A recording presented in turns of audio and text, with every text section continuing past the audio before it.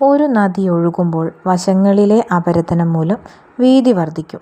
അതുപോലെ തന്നെ നദീതടത്തിൻ്റെ അടിത്തട്ടിലെ അപരദനം മൂലം അതിൻ്റെ ആഴവും വർദ്ധിക്കും.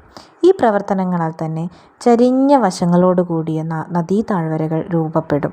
ഇത് വി ഷേപ്ഡ് വാലി, ഇത് ഇംഗ്ലീഷ് അക്ഷരമാലയിലെ വി എന്ന അക്ഷരത്തോട് സാമ്യമുള്ളതിനാൽ തന്നെ വി ഷേപ്ഡ് വാലി, വീരൂപ താഴ്വര എന്നിങ്ങനെയൊക്കെ അറിയപ്പെടുന്നുണ്ട്. അടുത്തത് ഗോർജസ് ആണ്. വളരെ ആഴമുള്ളതും ചെങ്കുത്തോ ലംബമോ ആയ വശങ്ങളോട് കൂടിയ താഴ്വരകളാണ് ഗോർജസ്. അതിൻ്റെ മലയാളം വേർഡാണ് ഗിരികന്ധരങ്ങൾ.